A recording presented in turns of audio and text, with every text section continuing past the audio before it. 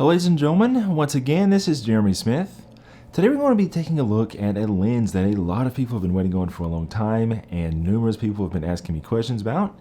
That's Sigma's new 70-200 f2.8 DG-DN. With this being a DN lens, this is a mirrorless specific lens. This is not like a DSLR lens with a permanent adapter attached or anything like that. Now guys, this video is going to be kind of long, so go ahead and take a look at the description below and you'll find a nice table of contents. That way you can go ahead and skip to whatever is most applicable for you. Anyways guys, we're not going to make this video any longer than it has to be, so let's go ahead and take a look at this brand new lens. Taking a closer look at the Sigma 70-200 f2.8 DG-DN, one of the first things I noticed upon getting it out of the box was the design of the hood. Frankly, this type of hood doesn't look quite as cool as the pedal-shaped hoods. However, just like the Sony 70-200 2.8 GM2, this lens features a solid hood design.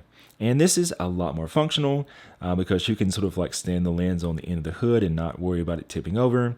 And you've even got this nice rubber coating to help prevent unnecessary damage to the hood.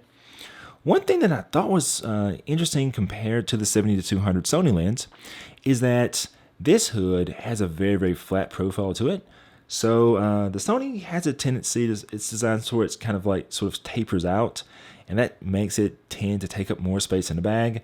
This one stays much more streamlined and is just easier to pack, so that was pretty cool. One thing that I'm not a huge big fan of on this lens is the decision of them to go with a sort of screw mechanism here. And you can see that's what I don't like about it right there actually, is that I'm never sure when it's quite undone. Anyways, it's undone now. I definitely prefer the bayonet style. That screw-on mechanism works really well for like larger super telephotos, but on a small little lens like this, I think the bayonet would have been better, but these are nitpicky things. Taking a look at the rest of the lens here, you'll notice that we have an aperture ring. This is pretty much like what we've seen on all the latest, not only Sigma, but latest Sony lenses as well. So good to see Sigma mirror Sony's design language there. We have the ability to go through all of our apertures here. There's also an option here to declick that aperture ring, so you can turn that click off. That way you can get a much more progressive feel and movement out of the aperture ring, which is cool. And if you're like me and you don't really use the aperture ring, you can also go over here and just put it onto the A position. And then there is a lock. So you can actually have it just locked in place that way too. So that works out really, really well. We also have a lot of these customizable buttons. This is what Sony calls the focus hold button. And so basically this works just like on Sony lenses. You can see that there's actually 3 of them here. They all do the same thing. They're basically just there so that way as you're holding the lens in different shooting positions, you always have access to be able to reach one of those buttons. And you can customize their function within your camera's menu. Over here we have some usual suspects, autofocus and manual focus here. We do have the ability to also limit our focus distance. This is our focus limiter.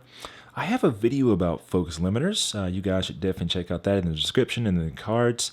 So if you're curious about exactly how this functions, I'll link that for you. We also have our stabilization here. So we can turn it off. Mode 1 is sort of the default position. Mode 2 is designed to be used with panning shots. So basically, if you're shooting something like, for example, race cars or sports action, something like that, and you're panning and following action this way, basically the lens will only stabilize on these axes, and it won't actually stabilize on the pan axis. That way the stabilization mechanism doesn't fight you as you are shooting. And then we have the custom switch here, which this is something I'm going to talk about a bit later on. There's some interesting caveats to this on the Sony version of this lens. But for now, I'll mention that this is actually not a custom function on the Sony version of this lens. This is basically here to change the stabilization behavior further. If this is on off, it's basically the default position. If you put this over on C1, it will give you a more stable view in your viewfinder. So when the stabilization mechanism kicks in other words, you'll be able to see it happen more within the viewfinder. If you put this over to position 2, you basically will see the stabilization mechanism kicking in less in the viewfinder, and then the camera will only, the lens will only activate the full stabilization when you actually take the photograph. So that's what it does there. But yeah, we're going to circle back around and talk about this a bit more. Sorry, we're going to circle around and talk about this a bit more. And lastly here, last but not least, you guys will notice that we have our zoom ring up here. This is a little bit of a thing to sort of note on this lens. The zoom ring is at the very end. If you guys have been watching my videos for a while, you may realize that I'm not the biggest fan of the zoom ring at the end of the lens. And it's also noteworthy that the Sigma lenses do rotate in the opposite direction compared to most other lenses. I didn't find this to be a huge thing. I think that if you get this lens and you start shooting with it, I think you're likely to forget about this. I guess because of the weight distribution of this lens, I even didn't mind having the zoom ring at the end, which is something that I usually complain about a lot. But it's just noteworthy to point out that to you guys. And I said that was the last thing, but really the last thing is down here. We have our tripod collar. Now, one thing that I love that companies like Sigma and Tamron do is they like to integrate the Arca-Swiss mount directly into their tripod collars. This is something that I wish the camera manufacturers would follow suit on as well. The only critique I have on this is just the fact that I'm not a huge tripod user, and I usually like to take this foot off. As you guys can see, it is possible to take it off on this lens too, but that does involve removing these 4 screws. So it would have been cool if we could just simply have one knob and remove it. That's kind of what we see on the Sony lens and many others. But all in all, really cool design. One other thing I'd like to point out briefly on the autofocus and manual focus is that you'll notice here that there's just autofocus and manual focus. And by default on Sony lenses, you basically have that position. And if you want to activate Sony's direct manual focus, that ability to override focus, you have to enable that in the camera. And this Sigma lens adheres to that. The Sony lens is a little bit interesting in the sense that they actually gave us that full-time DMF option to where you could enable DMF directly on the lens. Not a big deal for me personally. I never use the DMF setting, but if you do, this is something to note. Anyways, now that we have thoroughly fondled this lens, let's go ahead and take a closer look at what this lens actually produces. Okay, so if we take a look at what this lens actually produces, we'll see several interesting things. I have this very now famous or perhaps even infamous flare test that I've started doing on these lenses, and it entails shining a very, very light, very bright COB directly into the lens. It's an obscene test. You'll never see anything like this in the real world probably, but it allows me to test the flare performance of 2 lenses side by side in the same conditions and not have to worry about like the changing sun position or anything like that. So anyways, despite me getting things very close, apparently the Sigma lens foot is just a little taller than the Sony, so my apologies. The angle is slightly different, but it's still going to give us a very, very good idea of the performance of both. Yeah, I don't see a couple of inches making a huge difference in terms of this flare test. You guys will notice that we've got the Sony here on the left and the Sigma on the right. And I was actually very, very impressed by the results that we see out of the Sigma. It does very well. You can see that on the Sony here, we actually have a lot more visible hot spots and things like that appearing. There's a little bit down here on the Sigma, but not nearly as much. Both these lenses, though, actually do very well. They retain very, very high amounts of contrast. If we go ahead and look in at our color checker, you can see how it maintains its color accurately. So they do very well. There's one lens that I tested recently, one modern lens I tested recently that actually did not do very well in this test. And we'll talk about that in another video. But yeah, both these lenses actually do very well. Okay, so this is at 70 millimeters. Let's go ahead and take a look at a different focal length. Okay, so here's our results again. We still have our Sony on the left, and we have our Sigma on the right. We're at 100 millimeters on both these. And again, very, very good results in terms of contrast and detail. We've got this sort of light streak coming down here on the Sony. But all in all, both hold up very well contrast-wise. This time on the Sigma, we're actually starting to see some hot spots appearing down here at the bottom of the frame.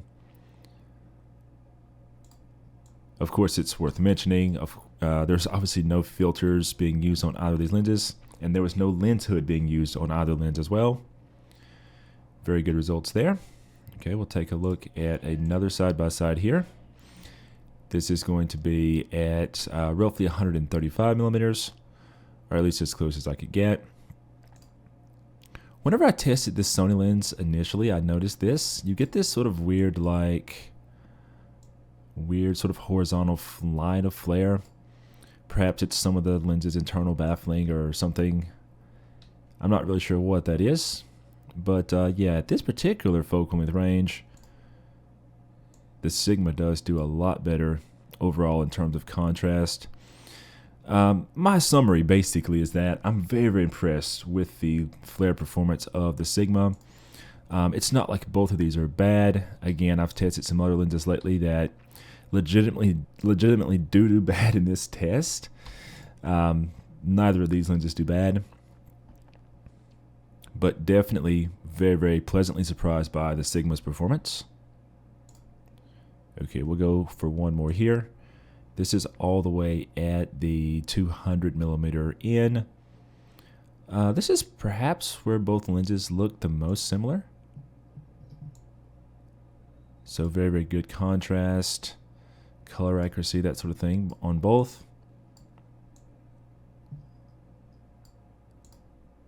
And right up here, you can see how we've got a little bit of that horizontal sort of flare happening with the Sony.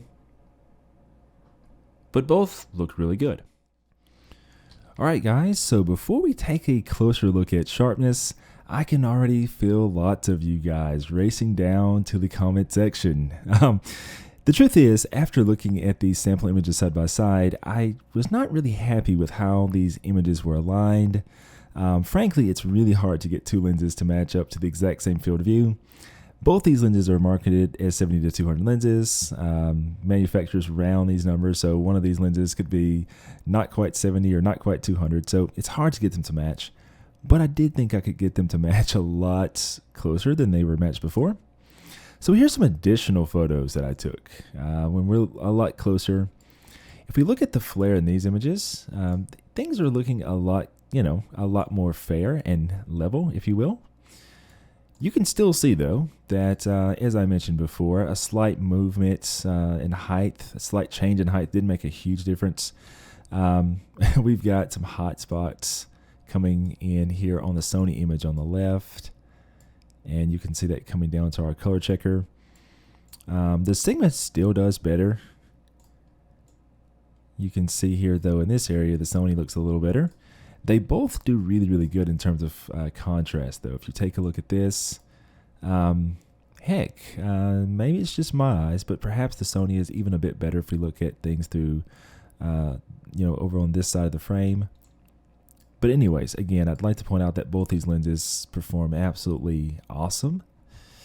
Okay, this is 70 millimeters. Let's look at another focal length. Okay, so this is at roughly 135. Again, Sony still on the left, Sigma on the right. We'll zoom in again. And they both look pretty similar. Very similar. I'm not seeing a huge difference here. Contrast looks good. We do have that same shaft of light coming down in the Sony image here. And it's not present on the Sigma. Okay, so let's see. Let's lastly look at 200 millimeters. Okay, Sony on the left, Sigma on the right. And let's see, let's back out just a little bit here. We're a little close. So yeah, in this range, you can see how the Sigma actually does hold on to more contrast compared to the Sony. But again, both of these look really good. It's not like this is a bad performance out of both. Anyways, I thought I would just go ahead and do a little bit better test so that way we were a bit more fair. You can see that same sort of like, it looks like a internal like clipping of the lights by one of the internal baffles in the lens or something. You can see a little bit of that on the Sigma image this go around though, but it is definitely worse on the Sony. So a little bit more fair and more objective look at both these side by side. Anyways, again, both lenses perform very well. Okay, so now let's go into sharpness. Moving on to some other things here, moving on to some sharpness information. Both these lenses do really, really well as far as our sharpness is concerned too. Okay, so if we look at our sharpness results,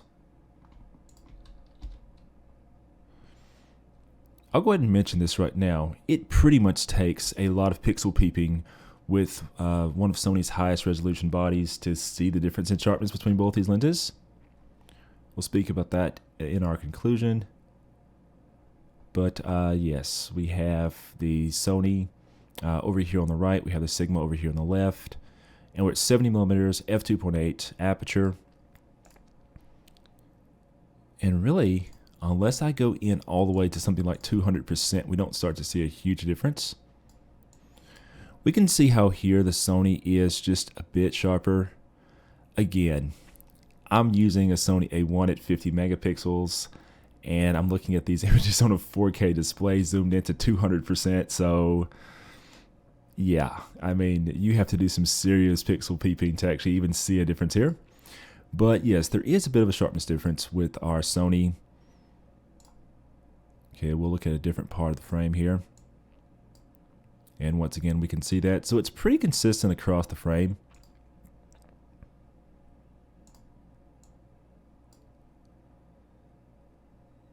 So yeah, this is a performance by two of the best 70-200s. These are two of the best 70-200s I've tested. Little spoiler alert: the Canon 70-200 RF and the Nikon Z 70-200 do not perform as well as either of these lenses, but that's another discussion for another video. Okay, so let's take a look at a different focal length. Let's go all the way out to 200 now. I apologize in advance if I end up flicking these out of order. So now here we are at 200mm. We are looking at our Sony lens on the right side, the Sigma lens here on the left. We'll go ahead and zoom in again.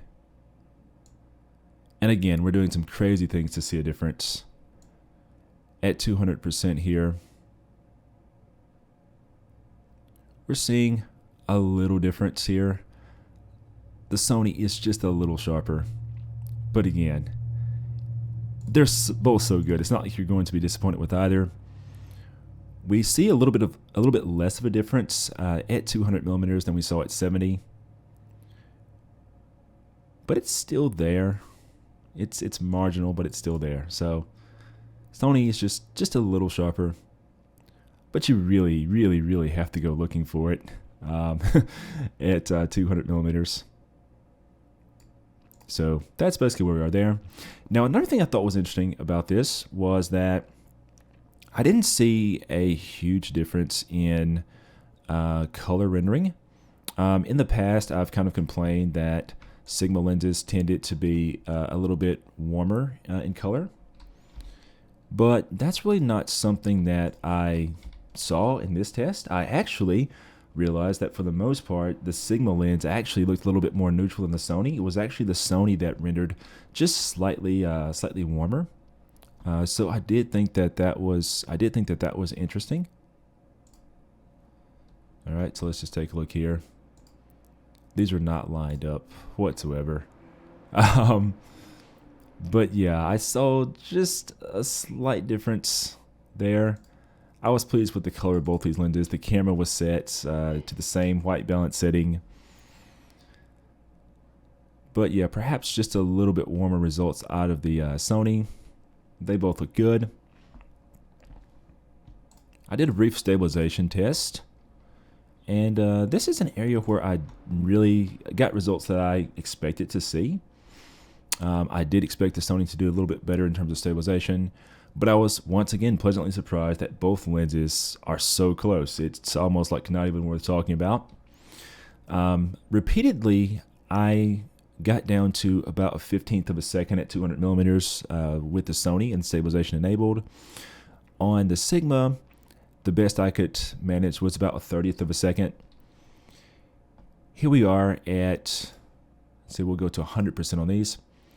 Here we are at a 15th of a second on both lenses, and you guys can see the difference there. Our Sigma on the right side, it definitely has got some noticeable motion blur going on, whereas the Sony on the left is doing much, much better.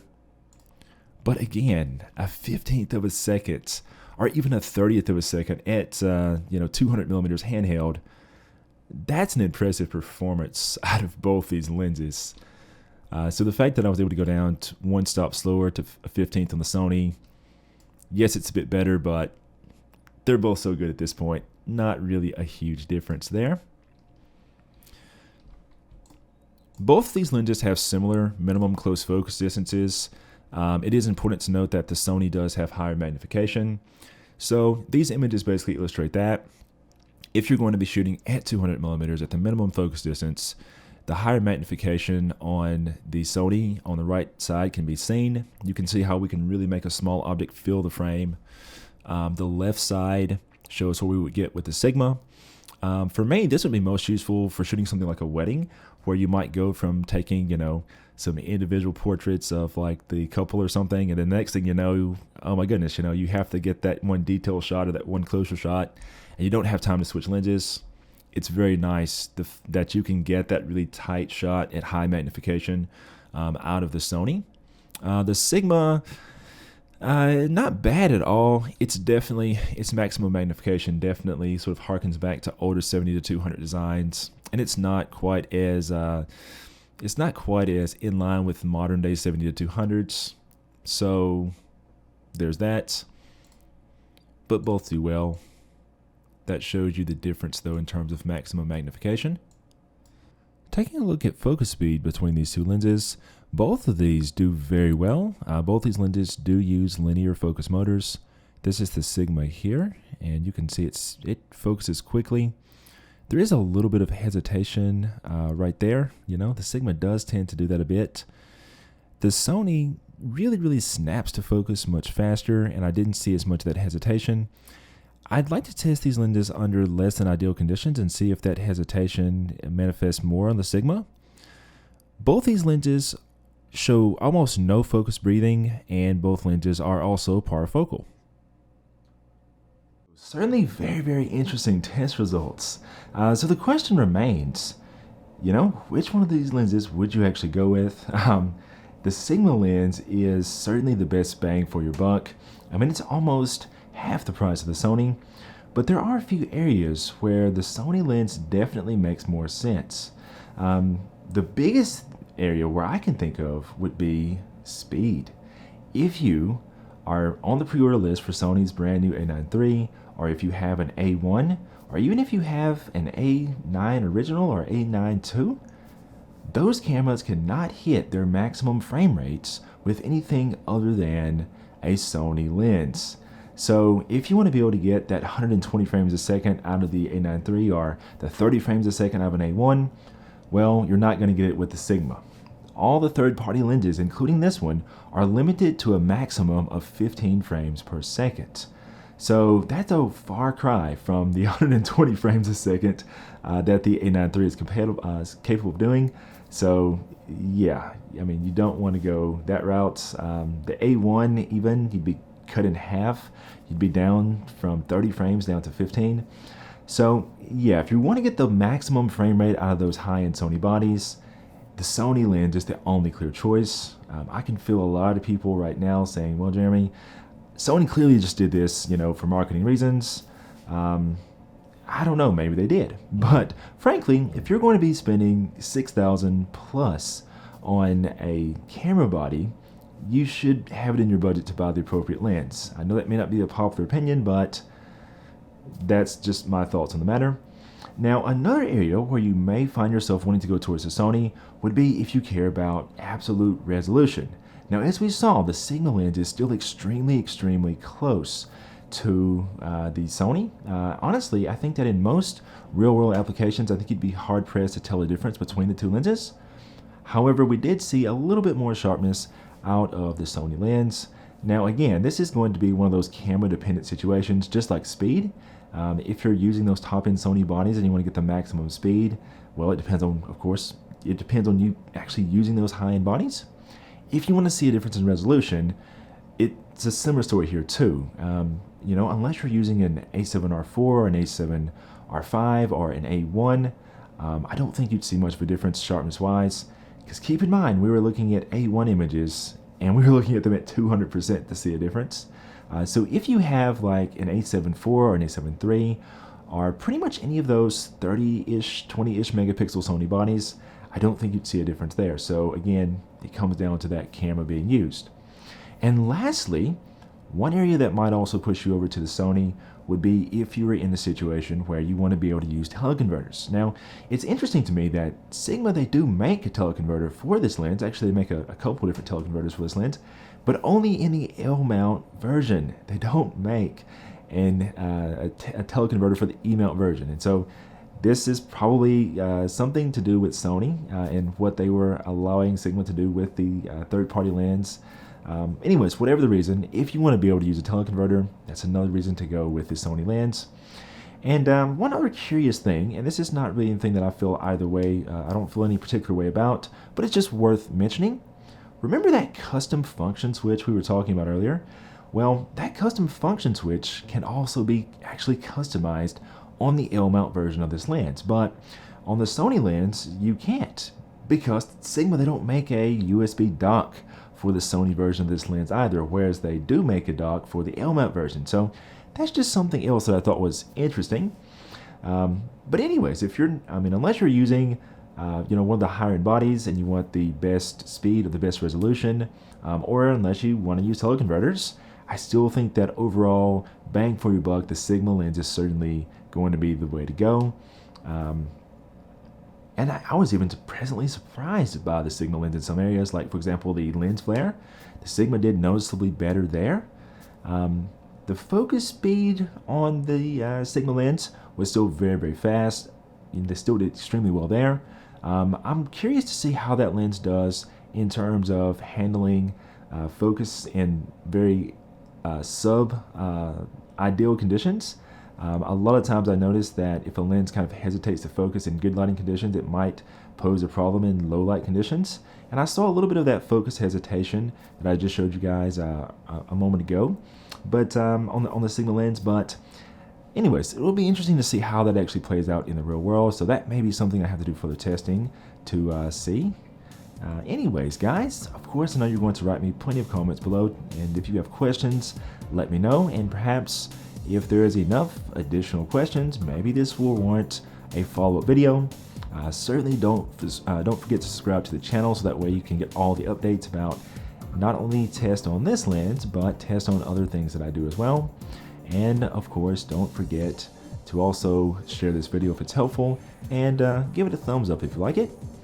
Until next time, this is Jeremy Smith, signing off.